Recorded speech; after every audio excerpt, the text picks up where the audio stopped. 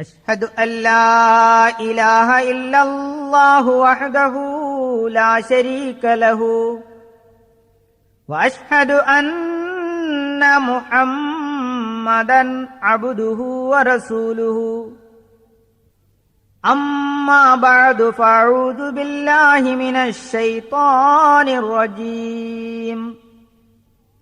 ബിസ്മില്ലാഹിർ റഹ്മാനിർ റഹീം. റബ്ബി ഇശ്റഹ് ലീ സദ്രീ വയസ്സിർ ലീ അംരീ വഹ്ലുൽ ഉഖ്ദതം മിൻ ലിസാനി യഫ്ഖഹൂ ഖൗലി. സ്നേഹവും ബഹുമാനവുമുള്ള സഹോദരന്മാരെ, സഹോദരിമാരെ, അസ്സലാമു അലൈക്കും വറഹ്മത്തുള്ളാഹി വബറകാതുഹു. കാന്തപുരം എ.പി. അബൂബക്കർ മുസ്ലിയാർ കുറ്റിച്ചിറയിലും കരുളായിയിലും കമ്പളക്കാടും മട്ടാഞ്ചേരിയിലും മുസ്ലിം ജമാഅത്ത് അഹമ്മദിയയ്ക്കെതിരിൽ ഉന്നയിച്ച ആക്ഷേപങ്ങൾക്കുള്ള മറുപടി പറയുകയാണ് എന്നിൽ അർപ്പിതമായ ചുമതല. അദ്ദേഹം മാത്രമല്ല, മറ്റു പലരും ഉന്നയിക്കുന്നതും ഇതേ ആക്ഷേപങ്ങൾ തന്നെയാണ്. അതിലൊന്നാണ് ഹജ്ജിനെ സംബന്ധിച്ചുള്ളത്. കാന്തപുരം പറയുന്നു, ഖാദിയാനികൾ ഹജ്ജ് മാറ്റിമറിച്ചു എന്ന്. അതിന് തെളിവുദ്ധരിച്ചത് മിർസാ ഗുലാം അഹമ്മദ് എഴുതിയെന്ന് അദ്ദേഹം പരിചയപ്പെടുത്തിയ ബറക്കാത്തെ ഖിലാഫ എന്ന പുസ്തകത്തിൽ നിന്നാണ്. എന്നാൽ മിർസാ ഗുലാം അഹമ്മദ് അലൈഹിസ്സലാം ബറക്കാത്തെ ഖിലാഫ എന്ന ഒരു ഗ്രന്ഥം തന്നെ രചിച്ചിട്ടില്ല. അപ്പോൾ എങ്ങനെയാണ് മഹാനവർകൾ എഴുതാത്ത ഗ്രന്ഥം കാന്തപുരത്തിന് കിട്ടിയത്?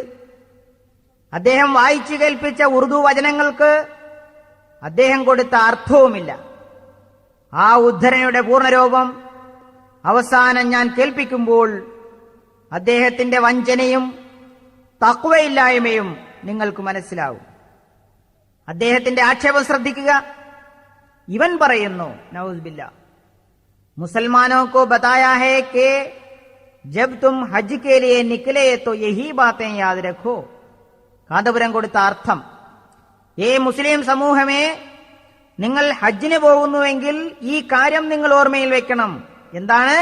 ആജ് ജൽസാ കാ ദിൻ ഹേ, ഇന്ന് പഞ്ചാബിലെ സമ്മേളനത്തിന്റെ ഒന്നാമത്തെ ദിവസമാണ്. और हमारा जलसा भी ഹജ്ജ് കീ തരാ ഹേ, പഞ്ചാബിലെ സമ്മേളനവും ഹജ്ജ് പോലെ തന്നെയാണ്. ഇതിന്റെ അസൽ ഉറുദു വചനവും അതിന്റെ തർജ്ജമയും ഇനി ഞാൻ പറയാൻ പോകുന്നതാണ്. ഇത് രണ്ടും താരതമ്യം ചെയ്യുക. കാന്തപുരത്തിന്റെ വഞ്ചനയും ചതിയും പുറത്തു ചാടുക തന്നെ ചെയ്യും. പറയുന്നു, ഇസ്മേ ഖുദാ തആല ने मुसलमानों को बताया है कि जब तुम हज के लिए निकलो तो ये 3 बातें याद रखो. आज जलसा का पहला दिन है और हमारा जलसा भी हज की तरह है. ഇതിൽ, അതായത് ഖുർആൻ വചനത്തിൽ അല്ലാഹു തആല മുസ്ലിങ്ങളോട് പറഞ്ഞിരിക്കുന്നു, നിങ്ങൾ ഹജ്ജിന് പുറപ്പെടുമ്പോൾ ഈ 3 കാര്യങ്ങൾ ഓർമ്മ വെക്കണം. ഇന്ന് സമ്മേളനത്തിന്റെ ആദ്യ ദിവസമാണ്. നമ്മുടെ സമ്മേളനവും ഹജ്ജ് പോലെയാണ്. ഇതിൽ കാന്തപുരം 2 തിരിമറി നടത്തിയിട്ടുണ്ട്. ഉറുദു വചനത്തിന്റെ ആരംഭത്തിൽ പറയേണ്ടുന്ന ഇസ്മേ ഖുദാ തആലാനെ ഈ ആയത്തിൽ അല്ലാഹു തആല എന്ന ഭാഗവും യേ 3 ബാത്തേ എന്നതിലെ 3 എന്ന പദവും മുറിച്ച് നീക്കിക്കൊണ്ടാണ് കാന്തപുരം വായിച്ചു കേൾപ്പിച്ചത്. കാന്തപുരത്തിന്റെ ഉറുദു വചനം വീണ്ടും ശ്രദ്ധിക്കുക. ഹജ്ജ് ഖുദാ തആല ने मुसलमानों की तरक्की के लिए मुकर्रर किया है. കാന്തപുരത്തിന്റെ അർത്ഥം, ഹജ്ജ് അല്ലാഹു തആല മനുഷ്യരുടെ പുരോഗതിക്ക് വേണ്ടി നിശ്ചയിച്ചതാണ്. ഈ വചനവും ശരിയല്ല. പുസ്തകത്തിലുള്ളത് ഇങ്ങനെയാണ്, ഹജ്ജ് ഖുദാ തആല ने मोमिनों की तरक्की के लिए मुकर्रर किया था. ഹജ്ജ് അല്ലാഹു തആല മുഅ്മിനീങ്ങളുടെ, മനുഷ്യരുടെ എന്നല്ല, പുരോഗതിക്ക് വേണ്ടി നിശ്ചയിച്ചിരിക്കുന്നതാണ്. കാന്തപുരം വീണ്ടും ഉറുദു വചനം വായിക്കുന്നു. ആജ് അഹമ്മദിയോं के लिए दीनी लिहाज से तो हज मुफीद है, मगर उससे जो असल गरज यानी कौम की तरक्की थी वो उन्हें हासिल नहीं हो सकती. കാന്തപുരത്തിന്റെ പരിഭാഷ, ഉറുദുവുമായി ഒരു ബന്ധവുമില്ലാത്തതാണ്. അദ്ദേഹം പറയുന്നു, ഹജ്ജ് ഇസ്ലാം മതത്തിലൊന്നുണ്ടെങ്കിലും ഹജ്ജ് കൊണ്ടുള്ള ഉദ്ദേശ്യം ഒരിക്കലും മക്കത്ത് പോകുന്നതുകൊണ്ട് കിട്ടുന്നില്ല. ഇതിനുള്ള മറുപടി ലഅനത്തുല്ലാഹി അലൽ കാസിബീൻ, കള്ളം പറയുന്നവരുടെ മേൽ അള്ളാഹുവിന്റെ ശാപമുണ്ടാകട്ടെ എന്നാണ്. ഇതാണ് എന്റെ ഒന്നാമത്തെ മറുപടി. ഈ പറഞ്ഞ ഒരർത്ഥം അദ്ദേഹം വായിച്ച ഉറുദു വചനത്തിനില്ല.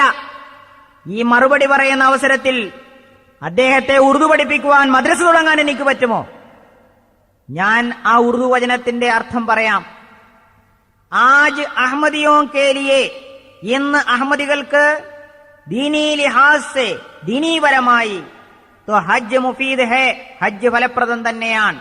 മഗർ എന്നാൽ ഉസ്സേ ജോ അസൽ ഗറസ്, അതുകൊണ്ടുള്ള യഥാർത്ഥ ഉദ്ദേശ്യം ഇനി ഖൗം കി തറക്കി ഥി, അതായത് സമൂഹത്തിന്റെ പുരോഗതി, വോ അത് ഉനെ അഹമ്മദികൾക്ക് ഹാസിൽ നഹി ഹോ സക്തേ, കിട്ടുക സാധ്യമല്ല. അതായത് ഇന്ന് അഹമ്മദികൾക്ക് ദീനീപരമായി ഹജ്ജ് ഫലപ്രദം തന്നെയാണ്, എന്നാൽ അതുകൊണ്ടുള്ള യഥാർത്ഥ ഉദ്ദേശ്യമായ സാമൂഹ്യമായ പുരോഗതി അഹമ്മദികൾക്ക് കിട്ടുക സാധ്യമല്ല. ഗ്രന്ഥകർത്താവ് അഹമ്മദികളുടെ കാര്യം പറയുമ്പോൾ കലാപമുണ്ടാക്കുന്നതിന് വേണ്ടി അണികളെ ഇളക്കിവിടാൻ മനഃപൂർവ്വം കാന്തപുരം വാക്കുകൾ മാറ്റുന്നു. അദ്ദേഹം പറഞ്ഞതെന്താണ്? ഹജ്ജ് ഇസ്ലാം മതത്തിലൊന്നുണ്ടെങ്കിലും ഹജ്ജ് കൊണ്ടുള്ള ഉദ്ദേശ്യം ഒരിക്കലും മക്കത്ത് പോകുന്നതുകൊണ്ട് കിട്ടുകയില്ല. ബറക്കാത്തെ ഖിലാഫ എന്ന പുസ്തകത്തിൽ നിന്ന് അദ്ദേഹം ഉദ്ധരിച്ചിട്ടുള്ള വചനത്തിൽ ഇസ്ലാം മതത്തെക്കുറിച്ചോ മക്കത്ത് പോകുന്നതിനെ സംബന്ധിച്ചോ മുസ്ലിങ്ങളെ പറ്റിയോ ഒന്നും തന്നെ പറഞ്ഞിട്ടില്ല. കാന്തപുരത്തിന്റെ ഉറുദു വായന വീണ്ടും ശ്രദ്ധിക്കുക. അദ്ദേഹം പറയുന്നു, ക്യോങ്കെ ഹജ്ജ് കാ മക്കാം ഉൻഹി ലോഗോങ്കെ കബ്സ മേ ഹേ. കാന്തപുരത്തിന്റെ തർജ്ജമ, ഹജ്ജിന്റെ സ്ഥാനം അവരുടെ കയ്യിലാണ്. ആരുടെ കയ്യിൽ? യോ അഹമ്മദിയോങ്കോ ഖത്ൽ കർ ദേനാ ഭി ജായിസ് സമജ്തേ ഹേ, ഖാദിയാനികളെ കൊല്ലണമെന്ന് പറയുന്ന സൗദികളുടെ കയ്യിലാണ്. കാന്തപുരം തുടരുന്നു, ഇസ്ലിയേ ഖുദാ തആല ने ഖാദിയാൻ കോ ഇസ് കാം കെ ലിയെ മുഖർറർ കിയാ ഹേ, അതുകൊണ്ട് ഖാദിയാൻ എന്ന് പറയുന്ന രാജ്യത്തെ അല്ലാഹു തആല ഹജ്ജിന് വേണ്ടി തീർച്ചപ്പെടുത്തിയിരിക്കുന്നു. കാന്തപുരം തുടരുന്നു, ഹമാരെ ആദമിയോ മേ സെ जिनको खुदा ताला तौफीक देता है हज करते हैं, मगर जो फायदा जो हज से मकसूद है वो सालाना जलसा पर ही आकर उठाते हैं. കാന്തപുരത്തിന്റെ അർത്ഥം, അതുകൊണ്ട് ആർക്കെങ്കിലും ഹജ്ജിനുള്ള തൗഫീക്ക് തരികയാണെങ്കിൽ നിങ്ങൾ വെറുതെ മക്കത്തേക്ക് പോകേണ്ടതില്ല. നേരെ മറിച്ച് പ്രിയപ്പെട്ട സഹോദരന്മാരെ, നിങ്ങൾ ചിന്തിക്കുക, ഇവൻ പറയുന്നത് നിങ്ങൾ എവിടെ പോകണം? ഖാദിയാനിൽ വന്നുകൊണ്ട് കൊല്ലത്തിലുണ്ടാവുന്ന മീറ്റിംഗിൽ പങ്കെടുത്താൽ നിങ്ങൾക്ക് ഹജ്ജിന്റെ പ്രതിഫലം കിട്ടി. ഖാദിയാൻ എന്ന് പറയുന്ന രാജ്യം അത് കൗബം പോലെയാണ് എന്ന് ഇവൻ വ്യക്തമായി അതെ അവന്റെ ബർക്കാത്തെ ഖിലാഫ എന്ന ഗ്രന്ഥത്തിൽ പറയുന്നു. നോക്ക്, ബ്രിട്ടീഷുകാരുടെ ഏജന്റ് അല്ലേ ഇവൻ? ആദ്യം നബിയായി, ആ നബിയായതിനു ശേഷം കൗബ ശരീഫിനെ തള്ളിപ്പറഞ്ഞു, അത് ഖാദിയാനാക്കി. കാന്തപുരത്തിന്റെ അർത്ഥവും വിശദീകരണവും നിങ്ങൾ കേട്ടു. എന്നാൽ അതിന്റെ യാഥാർത്ഥ്യം എന്താണെന്ന് ഞാൻ പറയുന്നതുമായി നിങ്ങൾ തട്ടിച്ചു നോക്കി മനസ്സിലാക്കുക. കാരണം പരിശുദ്ധമായ കൗബ അഹമ്മദികളെ കൊല്ലണമെന്ന് ഫത്വ പുറപ്പെടുവിച്ചിട്ടുള്ളവരുടെ കയ്യിലാണുള്ളത്. അതുകൊണ്ട് ഹജ്ജിന്റെ യഥാർത്ഥ ഉദ്ദേശ്യമായ സമൂഹത്തിന്റെ പുരോഗതിയും സാഹോദര്യ ബന്ധം ശക്തിപ്പെടുത്തലും അഹമ്മദികൾക്ക് അവിടെ ചെന്നതുകൊണ്ട് ലഭിക്കുകയില്ല. തുടർന്ന് പറയുന്നു, ഇസ്ലിയേ ഖുദാ തആല ने ഖാദിയാൻ കോ ഇസ് കാം കെ ലിയെ മുഖർറർ കിയാ, അതുകൊണ്ട് അല്ലാഹു ഈ പ്രവൃത്തിക്കായി ഖാദിയാനെ നിശ്ചയിച്ചു. हमारे आदमियों में से जिनको खुदा ताला तौफीक देता है हज करते हैं, मगर जो फायदा जो हज से मकसूद है वो सालाना जलसा पर ही आकर उठाते हैं. നമ്മുടെ അഹമ്മദികളിൽ ആർക്കാണോ അല്ലാഹു തൗഫീഖ് നൽകുന്നത് അവരെ ഹജ്ജ് ചെയ്യുന്നുണ്ട്. എന്നാൽ ഹജ്ജിന്റെ യഥാർത്ഥ ഫലമായ സാമൂഹ്യ പുരോഗതി എന്ന ലക്ഷ്യം അഹമ്മദികൾ വാർഷിക സമ്മേളനത്തിന് വന്നുകൊണ്ടെടുക്കുന്നു. ഇതിലെവിടെയാണ് ഖാദിയാൻ എന്ന് പറയുന്ന രാജ്യത്തെ അല്ലാഹു തആല ഹജ്ജിന് വേണ്ടി തീർച്ചപ്പെടുത്തിയിരിക്കുന്നു എന്നുള്ളത്? ഇതിലെവിടെയാണ് ആർക്കെങ്കിലും ഹജ്ജിനുള്ള തൗഫീഖ് തരികയാണെങ്കിൽ നിങ്ങൾ വെറുതെ മക്കത്തേക്ക് പോകേണ്ടതില്ല എന്ന് പറഞ്ഞിട്ടുള്ളത്? ഇതിലെവിടെയാണ് ഖാദിയാനിൽ വന്നുകൊണ്ട് കൊല്ലത്തിലുണ്ടാവുന്ന മീറ്റിംഗിൽ പങ്കെടുത്താൽ നിങ്ങൾക്ക് ഹജ്ജിന്റെ പ്രതിഫലം കിട്ടിയെന്ന് പറഞ്ഞിട്ടുള്ളത്? ഇതിലെവിടെയാണ് ഖാദിയാൻ എന്ന് പറയുന്ന രാജ്യം അത് കൗബം പോലെയാണെന്ന് പറഞ്ഞിട്ടുള്ളത്? കേരളത്തിലെ സുന്നികളുടെ അത്യുന്നതനായ പണ്ഡിതനായ കാന്തപുരത്തിന് അദ്ദേഹത്തെക്കാൾ വലിയ പണ്ഡിതന് വേറെയില്ല.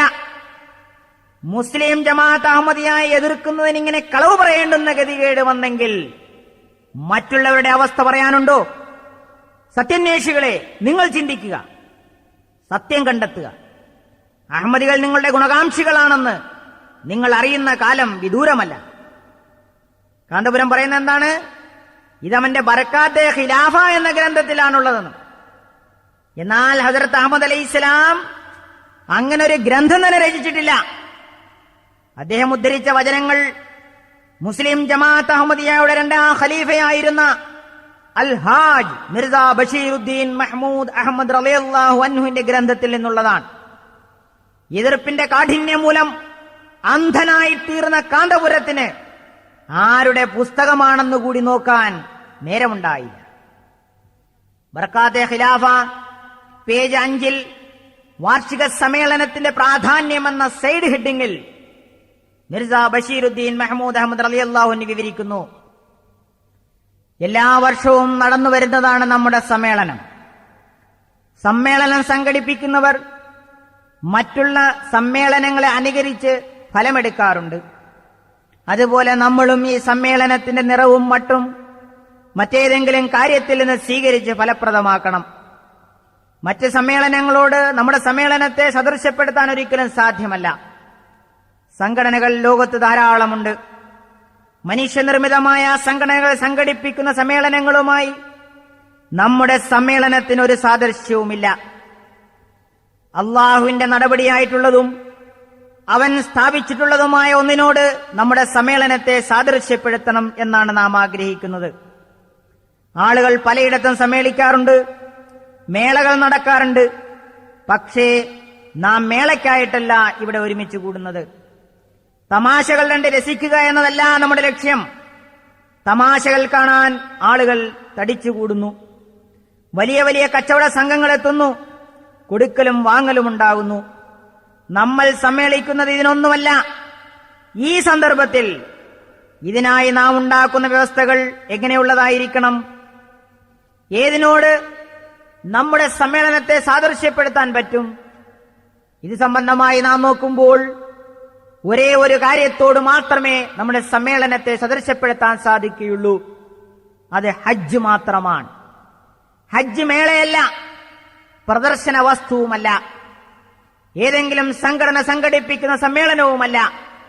അത് അള്ളാഹുവിന്റെ നടപടിയാണ്, ദീനിനു വേണ്ടി സ്ഥാപിച്ചിട്ടുള്ളതാണ്, അള്ളാഹുവിന്റെ പ്രവാചകന്മാർ മുഖേന സ്ഥാപിതമായിട്ടുള്ളതാണ്. അതുകൊണ്ട് ഹജ്ജിന് വേണ്ടിയുള്ള നിബന്ധനകളെയും വ്യവസ്ഥകളെയും നമ്മളും പ്രയോജനപ്പെടുത്തണം. അള്ളാഹു പറയുന്നു, ഹജ്ജ് കാലം സുപരിചിതങ്ങളായ മാസങ്ങളാകുന്നു. ആ മാസങ്ങളിൽ ആരെങ്കിലും ഹജ്ജ് നിർവഹിക്കുമെന്ന് ഉറച്ചു കഴിഞ്ഞാൽ അയാൾ എന്ത് ചെയ്യണം? ഫലാ റഫസ വലാ ഫുസൂഖ വലാ ജിദാല. അയാൾ സംയോഗം ചെയ്യരുത്, അതിക്രമം കാണിക്കരുത്, ദുർവിവാദം നടത്തരുത്. ഹജ്ജിൽ അയാൾക്കത് നിഷിദ്ധമാണ്. ഹജ്ജിന് പോകുന്ന ഓരോ വ്യക്തിയോടും അള്ളാഹു പറയുന്നതാണിത്. റഫസ് എന്താണ്? സംയോഗം. ഇത് ഹജ്ജിൽ വിരോധമാണ്. പക്ഷേ ഈ ഒരർത്ഥം മാത്രമല്ല ഈ പദത്തിനുള്ളത്. ചീത്ത വിളിക്കുക, അശ്ലീല കഥകൾ പറയുക, അനാവശ്യ കാര്യങ്ങൾ ചർച്ച ചെയ്യുക തുടങ്ങി പല അർത്ഥങ്ങളും ആ പദത്തിനുണ്ട്. അതൊക്കെ നമുക്ക് പാലിക്കാവുന്നതാണ്. അള്ളാഹു പറയുന്നു, ഹജ്ജിന് പോകുന്ന ആൾ ചീത്ത സംസാരം ഒഴിവാക്കണം, അശ്ലീല കഥകൾ പറയരുത്, ഗപ്പടിച്ച് സമയം പാഴാക്കരുത്. ഫുസൂഖ് എന്ന പദത്തിന്റെ അർത്ഥം അനുസരണക്കേട് കാണിക്കുക എന്നതാണ്. ഹാജിമാർ അള്ളാഹുവിന്റെ അനുസരണ വൃത്തത്തിൽ നിന്ന് പുറത്തു പോകരുത്, എല്ലാ കൽപ്പനകളും അനുസരിക്കണം. ആളുകൾ കൂടുന്നിടത്ത് വഴക്കുണ്ടാകുക സ്വാഭാവികമാണ്. കാരണം മനുഷ്യർ പല പ്രകൃതക്കാരാണ്. ചില ആളുകൾ പിടിവാശിയുള്ളവരായിരിക്കും. ചെറിയ കാര്യം കിട്ടിയാൽ മതി അവർ വഴക്കിനിറങ്ങും. തന്റെ സ്ഥലത്ത് വേറൊരുത്തൻ കയറിയിരുന്നാൽ വഴക്ക് തുടങ്ങാൻ അത് മാത്രം മതി. അതുകൊണ്ട് അള്ളാഹു പറഞ്ഞു, വഴക്കിടരുത്. ഈ ഖുർആൻ വചനത്തിൽ അള്ളാഹു മുസ്ലിങ്ങളോട് പറഞ്ഞു, നിങ്ങൾ ഹജ്ജിന് പുറപ്പെടുമ്പോൾ ഈ 3 കാര്യങ്ങളും ഓർമ്മയിൽ വയ്ക്കുക. ഇന്ന് സമ്മേളനത്തിന്റെ ആദ്യ ദിവസമാണ്. നമ്മുടെ സമ്മേളനവും ഹജ്ജ് പോലെയാണ്. ഹജ്ജ് അല്ലാഹു തആല മുഅ്മിനീങ്ങളുടെ പുരോഗതിക്ക് വേണ്ടി നിശ്ചയിച്ചിരിക്കുന്നു. ഇന്ന് അഹമ്മദികൾക്ക് ദീനീപരമായി ഹജ്ജ് ഫലപ്രദം തന്നെയാണ്. എന്നാൽ അതുകൊണ്ടുള്ള യഥാർത്ഥ ഉദ്ദേശ്യമായ സാമൂഹ്യമായ പുരോഗതി അഹമ്മദികൾക്ക് കിട്ടുക സാധ്യമല്ല. കാരണം പരിശുദ്ധ കഅബ അഹമ്മദികളെ കൊല്ലണം എന്ന് ഫത്വ പുറപ്പെടുവിച്ചിട്ടുള്ളവരുടെ കയ്യിലാണുള്ളത്. അതുകൊണ്ട് അല്ലാഹു ഈ പ്രവൃത്തിക്കായി ഖാദിയാനെ നിശ്ചയിച്ചു. നമ്മുടെ അഹമ്മദികളിൽ ആർക്കാണോ അല്ലാഹു തൗഫീഖ് നൽകുന്നത് അവർ ഹജ്ജ് ചെയ്യുന്നുണ്ട്. എന്നാൽ ഹജ്ജിന്റെ ഒരു ഫലമായ സാമൂഹ്യ പുരോഗതി എന്ന ലക്ഷ്യം അഹമ്മദികൾ വാർഷിക സമ്മേളനത്തിന് വന്നുകൊണ്ടെടുക്കുന്നു. അല്ലാഹു പറയുന്നു, ആരാണോ ഈ ഉദ്ദേശത്തോടുകൂടി ഇറങ്ങി പുറപ്പെടുന്നത് അവർ ചീത്തവാക്കുകളും അനാവശ്യ കാര്യങ്ങളും ഉപേക്ഷിക്കണം. അല്ലാഹുവിന്റെ കൽപ്പനകളെ ധിക്കരിക്കരുത്, വഴക്കും വക്കാണവും ഉണ്ടാക്കരുത്. ബറക്കാത്തെ ഖിലാഫയിൽ നിന്ന് വാലും തലയും വെട്ടി കാന്തപുരം ബലാത്സംഗം ചെയ്ത ഉദ്ധരണിയുടെ പൂർവ്വരൂപമാണ് ഞാൻ നിങ്ങളെ കേൾപ്പിച്ചത്. ഇത് കേൾക്കുന്ന ഒരാൾക്ക് കാന്തപുരം പറഞ്ഞതുമായി എന്തെങ്കിലും ബന്ധം ഇതിനുണ്ടെന്ന് പറയാൻ സാധിക്കുമോ? ഒരിക്കലുമില്ല. അടയ്ക്ക മടിയിൽ വെക്കാം, അടയ്ക്ക മരമായാലോ? അഹമ്മദികളുടെ ഹജ്ജ് മക്കയിൽ തന്നെയാണ്. അഹമ്മദികൾ അവിടെ പോകുന്നു, ഹജ്ജ് ചെയ്യുന്നു. മിർസ ഗുലാം അഹമ്മദ് അലൈഹിസ്സലാമിന് വേണ്ടിയും ഹജ്ജ് ബദൽ ചെയ്തിട്ടുണ്ട്. ബറക്കാത്തെ ഖിലാഫയുടെ ഗ്രന്ഥകർത്താവും ഹജ്ജ് ചെയ്തിട്ടുണ്ട്. ആയിരക്കണക്കിന് അഹമ്മദികൾ ഹജ്ജ് ചെയ്തിട്ടുണ്ട്, ചെയ്യുന്നുമുണ്ട്, ചെയ്യുകയും ചെയ്യും. കാന്തപുരത്തിന്റെ വാക്കുകൾ കൊണ്ട് അദ്ദേഹത്തിന്റെ അനുയായികൾ അറച്ചു നിന്നേക്കാം. പക്ഷേ അല്പമെങ്കിലും തഖ്വയുള്ള ആൾക്ക് സത്യത്തെ അംഗീകരിക്കാതിരിക്കാൻ സാധിക്കുകയില്ല. ഈ ആക്ഷേപത്തിനിടയിൽ ഒരു ഉപ ആക്ഷേപം കാന്തപുരം പറയുന്നത് ശ്രദ്ധിക്കൂ. അദ്ദേഹം പറയുന്നു, ഞാനിവിടെ ഖാദിയാനിനെ കൊല്ലാൻ ആഹ്വാനം ചെയ്തതല്ല, കാസറ്റ് പിടിച്ചിട്ട് പകുതി മുറിച്ചെടുക്കണ്ട. പക്ഷേ ഖാദിയാനികൾ കൊല്ലപ്പെടാൻ അർഹതയുള്ളവനാണെന്ന് സഊദിയിലെ പണ്ഡിതന്മാർ ഏകകണ്ഠമായി പറഞ്ഞിരിക്കുന്നുവെന്ന് ഖാദിയാനികളുടെ ഗ്രന്ഥമായ ബർക്കാത്തെ ഖിലാഫ എന്ന ഗ്രന്ഥത്തിന്റെ 51-ാമത്തെ പേജിൽ പറഞ്ഞതാണ് ഞാൻ വായിച്ചു കേൾപ്പിച്ചത്. കാന്തപുരം സാഹിബേ, താങ്കൾ ഒന്ന് മനസ്സിലാക്കണം. താങ്കളുടെ അനുയായികളോട് ഞങ്ങളെ കൊല്ലാൻ ആഹ്വാനം ചെയ്താലും ഞങ്ങൾക്കതൊരു പ്രശ്നമല്ല. ഷഹീദെങ്കിൽ ഷഹീദാകാൻ തയ്യാറായ അഷ്റഫുൽ ഖൽഖ് സല്ലല്ലാഹു അലൈഹി വസല്ലമയുടെ സംഘവുമായി ചേർന്നവരാണ് ഞങ്ങൾ. ആ പുണ്യപ്രവാചകനെ സത്യനിഷേധികൾ വെറുതെ വിട്ടോ? അപ്പോൾ ഞങ്ങളെ നിങ്ങൾ വെറുതെ വിടുമോ? മുഹമ്മദ് നബി സല്ലല്ലാഹു അലൈഹി വസല്ലമയെ വിശ്വസിച്ചു എന്ന ഒറ്റ കാരണത്താൽ എത്ര പേർ ഷഹീദാക്കപ്പെട്ടു? കാന്തപുരത്തെ പോലുള്ളവർ ആ ചരിത്ര സത്യം മറന്നപ്പോൾ അതിന് മികവേകാൻ, അതിനെ ഓർമ്മിപ്പിക്കാൻ അല്ലാഹു മഹദി മസീഹ് മിർസ ഗുലാം അഹമ്മദ് അലൈഹിസ്സലാമയെ അയച്ചു. സഊദിയയിലെ പണ്ഡിതന്മാർ ഇന്ന് ഏകകണ്ഠമായി അഹമ്മദികളെ വധിക്കാൻ തീരുമാനിച്ചതുപോലെ 1400 വർഷങ്ങൾക്ക് മുമ്പേ ഇതേ സഊദിയയിൽ അഷ്റഫുൽ ഖൽഖ് സല്ലല്ലാഹു അലൈഹി വസല്ലം തങ്ങളെ വധിക്കുന്നതിന് ഏകകണ്ഠമായി തീരുമാനമെടുക്കാൻ ഖുറൈശികൾ ദാറുൻ നദവയിൽ ചേർന്നത് കാന്തപുരം ഓർക്കുന്നുണ്ടോ? അവസാനം അബൂജഹലിന്റെ തീരുമാനം ഐകകണ്ഠ്യേന അവർ അംഗീകരിച്ചില്ലേ? അതായത് ഓരോ ഗോത്രത്തിൽ നിന്നും ഓരോ യുവാവിനെ തിരഞ്ഞെടുക്കുക, എന്നിട്ട് അവരെല്ലാവരും ചേർന്ന് മുഹമ്മദിനെ ഒരൊറ്റ ആക്രമണത്താൽ വധിക്കുക. അങ്ങനെയായാൽ അവന്റെ രക്തത്തിൽ എല്ലാവരും പങ്കാളികളാണ്. അപ്പോൾ ഹാഷിം വംശത്തിന് തനിച്ച് ഇതര ഗോത്രങ്ങൾക്കെതിരിൽ യുദ്ധം ചെയ്യാൻ കഴിയില്ല. ഇത് വളരെ സൂക്ഷിച്ചും ഭയന്നും കൊണ്ടാണ് അബൂജഹൽ പറഞ്ഞത്. ഇവിടെ കാന്തപുരം ജനങ്ങളെ ഭയന്നതുകൊണ്ടോ സർക്കാരിനെ ഭയന്നതുകൊണ്ടോ ആയിരിക്കണം തുറന്നു പറയാൻ മടിച്ചത്.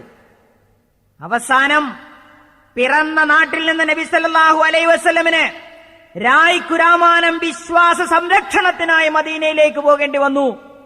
ആ മാതൃക പിൻപറ്റിയാണ് മുസ്ലിം ജമാഅത്ത് അഹമ്മദിയയുടെ ഖലീഫ പാകിസ്ഥാനിൽ നിന്ന് ബ്രിട്ടനിലേക്ക് ഹിജ്റ പോയത്. നബി സല്ലല്ലാഹു അലൈഹി വസല്ലമയുടെ സുന്നത്ത് ഇന്നും ജീവിക്കുന്നു. അതിനുള്ള തെളിവാണിത്. ഇസ്ലാമിക ചരിത്രത്തിൽ ആദ്യം ഹിജ്റ പോയ സ്ഥലം ക്രിസ്ത്യാനികളുടെ ഭരണം നിലനിന്ന സ്ഥലമായിരുന്നു എന്ന് ഓർക്കുന്നത് മറ്റൊരാക്ഷേപം ഒഴിവാക്കാൻ കാന്തപുരത്തെ സഹായിക്കും.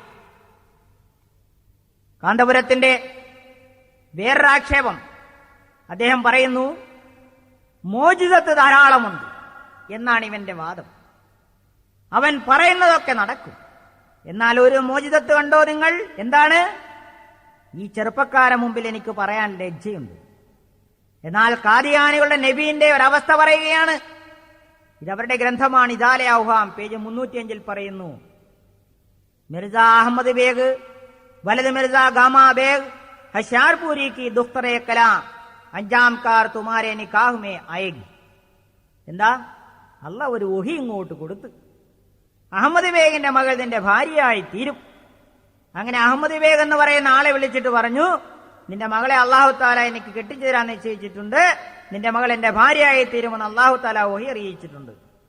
തുടർന്ന് കാന്തപുരം, നിന്റെ മകളെ എനിക്ക് നീ കെട്ടിച്ചു തരുന്ന പക്ഷം എന്റെ സ്വത്തുക്കളിൽ നിന്ന് പകുതിയിലധികം ഞാൻ നിന്റെ മകൾക്ക് കൊടുക്കുന്നതാണ്. വേറെ ഒന്ന് പറഞ്ഞു, എന്റെ മകൻ നിങ്ങളുടെ മകളെ കെട്ടിയിട്ടുണ്ടല്ലോ, അതുകൊണ്ട് നിങ്ങളുടെ മകളെ കെട്ടിച്ചു തരുന്നില്ലെങ്കിൽ എന്റെ മകനെ കൊണ്ട് നിന്റെ മകളെ ഞാൻ തലാഖ് ഏൽപ്പിച്ചു കളയും. നിന്റെ മേൽ അള്ളാഹുവിന്റെ ലേലത്തിറങ്ങും. നീ എനിക്ക് കെട്ടിച്ചു തരുന്ന പക്ഷം എല്ലാ ഗുണങ്ങളും എനിക്ക് തരും. അപ്പോൾ അഹമ്മദ് ബേഗ് പറഞ്ഞു, നീ ഞാനുമായിട്ടുള്ള ലോഹ്യവും പരിചയമൊക്കെ കണക്ക് തന്നെ. പക്ഷെ എന്റെ മകൾ 14 വയസ്സായ ഒരു ചെറുപ്പക്കാരിയാണ്, നീയാണെങ്കിൽ ഇപ്പോൾ 60 വയസ്സായി, അതുകൊണ്ട് കെട്ടിച്ചു തരാൻ പറ്റൂലെന്ന് പറഞ്ഞു. അപ്പോൾ ഭീഷണിപ്പെടുത്തി, നല്ല ഓർമ്മ വെച്ചോ, അള്ളാഹ് എനിക്ക് കെട്ടിച്ചു തരുമെന്ന് പറഞ്ഞിട്ടുണ്ട്, അത് നടന്നിട്ടില്ലെങ്കിൽ തീർച്ചയായും നിന്നെ അള്ളാഹു ശിക്ഷിക്കും. എനിക്ക് അള്ളാഹു തആല വഹി അറിയിച്ചിട്ടുണ്ട്, ഫലാ തകും മിനൽ മുംതരീൻ, നീ സംശയിക്കുക വേണ്ട. അങ്ങനെ ഇയാൾ ഇതൊന്നും വിലവെക്കാതെ മകളെ വേറെ ആൾക്ക് കെട്ടിക്കാൻ നിശ്ചയിച്ചു. 3 ദിവസം മാത്രമുള്ളപ്പോൾ അയാൾക്ക് പരിഭ്രമം തുടങ്ങി. അങ്ങനെ അഹമ്മദ് ബേഗിനെ വിളിച്ചിട്ട് പറഞ്ഞു, എന്ത് വേണമെങ്കിലും നിനക്ക് ഞാൻ തരാം, നീ ജനങ്ങളുടെ അടുക്കൽ എന്നെ വഷളാക്കരുത്. നിന്റെ മകളെ എനിക്ക് കെട്ടിക്കൊള്ളണമെന്നുണ്ടായിട്ടല്ല, പക്ഷെ അള്ളാഹ് അങ്ങനെ കെട്ടിച്ചു തന്നാൽ പിന്നെ കെട്ടാതിരിക്കാൻ പറ്റുമോ? അതുകൊണ്ട് നീ അത് തരിക തന്നെ ചെയ്യണം, അല്ലെങ്കിൽ നിന്നെ ഞാൻ അങ്ങനെയാക്കും ഇങ്ങനെയാക്കും, പോലീസുകാരെ കൊണ്ട് പിടിപ്പിക്കും. ഇങ്ങനെ ഒരുപാട് ഭീഷണിപ്പെടുത്തി. ഇതൊന്നും ഭയപ്പെടാതെയും മനുഷ്യൻ വേറെ ആളെ കൊണ്ട് കെട്ടിച്ചു. കാന്തപുരം തുടരുന്നു, പ്രിയപ്പെട്ട സഹോദരന്മാരെ, ഞാൻ ചുരുക്കി പറയുന്നു, ഈ ഭീഷണിയൊക്കെ നടത്തിയെന്നല്ലാതെ മരണം വരെ, തീർച്ചയായും ഒരു കാലഘട്ടത്തിലും നിങ്ങൾ മനസ്സിലാക്കണം, ഒരു നിലക്കും ആ മനുഷ്യൻ ആ പെണ്ണിനെ കെട്ടിയില്ല, കെട്ടിച്ചു കൊടുത്തില്ല എന്ന് മാത്രമല്ല, കെട്ടിച്ചു കൊടുക്കാത്തതിന്റെ പേരിൽ അഹമ്മദ് ബേഗിന് യാതൊരു വേദനയും ഉണ്ടായില്ല, ഒരു രോഗവും ഉണ്ടായില്ല, ഒരു വിഷമവും ഉണ്ടായില്ല. ഈ ആക്ഷേപം കേട്ടപ്പോൾ ഒരു ചൊല്ലാണ് എനിക്ക് ഓർമ്മ വന്നത്, അധികം കൂവുന്ന കോഴി അല്പമേ മുട്ടയിടും. ഇസാലെ ഔഹാം പേജ് 305 പറയുന്നു എന്ന് പറഞ്ഞ് ഒരു ഉറുദു വചനം വായിച്ചുകൊണ്ട് തന്റെ ഇഷ്ടത്തിനൊത്ത് വാചാലമായി സംസാരിച്ചു പോയ കാന്തപുരത്തിന്റെ ശൈലി കാണുമ്പോൾ പാവം ജനം കരുതിപ്പോകും ഇതെല്ലാം ആ ഗ്രന്ഥത്തിലുള്ളത് തന്നെയാണെന്ന്. എന്നാൽ അങ്ങനെയല്ല സഹോദരങ്ങളെ, ഇവിടെയും തന്റെ വഞ്ചനയാണ് അദ്ദേഹം കാണിച്ചിട്ടുള്ളത്. എന്താണ് യാഥാർത്ഥ്യം? തന്റെ എതിരാളിയായിരുന്ന മുഹമ്മദ് ഹുസൈൻ ബട്ടാലവിക്ക് മിർസ ഗുലാം അഹമ്മദ് അലൈഹിസ്സലാം എഴുതിയ കത്തിൽ നിന്ന് ഇത് നമുക്ക് ഗ്രഹിക്കാം. അദ്ദേഹം പറയുന്നു, മിർസ അഹമ്മദ് ബേഗിന്റെ പുത്രിയെ വിവാഹം ചെയ്യുന്നതിനായി അനാവശ്യമായിട്ട് ആവശ്യപ്പെട്ടു എന്നത് ഈ പ്രവചനത്തിന്റെ അടിസ്ഥാനപരമായ കാര്യമല്ല. അതിന്റെ അടിസ്ഥാനം മിർസ അഹമ്മദ് ബേഗുമായി ബന്ധപ്പെട്ടതാണ്. എന്റെ അടുത്ത ബന്ധുവായ ഇദ്ദേഹം എന്റെ എതിരാളികളിൽ പ്രധാനിയും മതവിരോധിയുമായിരുന്നു. അള്ളാഹുവിനെയും റസൂലിനെയും ചീത്ത പറയുന്നതിൽ അയാൾ ഒരു മടിയും കാണിച്ചിരുന്നില്ല. താൻ നിരീശ്വരവാദിയാണെന്നും അതിനാൽ അടയാളം കാണിക്കണമെന്നും പറഞ്ഞുകൊണ്ട് ഒരു നോട്ടീസ് ഇയാൾ അടിച്ചിറക്കി. അവരുടെ മുമ്പിൽ ഞാനൊരു വിഡ്ഢിയായിരുന്നു. നോമ്പ്, നമസ്കാരം തുടങ്ങിയ ഇബാദത്തുകളുടെ മേൽ ആക്ഷേപ ശരങ്ങൾ അവർ തൊടുത്തുവിട്ടു. അവരുടെ മേൽ ഹുജ്ജത്ത് പൂർത്തിയാവണമെന്ന് അള്ളാഹു ആഗ്രഹിച്ചു. മതവിരോധികളായ അവരുടെ മേൽ സമ്മർദ്ദമുണ്ടാകുന്ന രീതിയിലുള്ള അടയാളം കാണിക്കുവാൻ അള്ളാഹു തീരുമാനിച്ചു. മരണവും ജനനവും അള്ളാഹുവിന്റെ കയ്യിലാണെന്നും മനുഷ്യരുടെ കയ്യിലല്ലെന്നും അവനെ ഭയപ്പെടുന്നവർ മനസ്സിലാക്കുന്നു.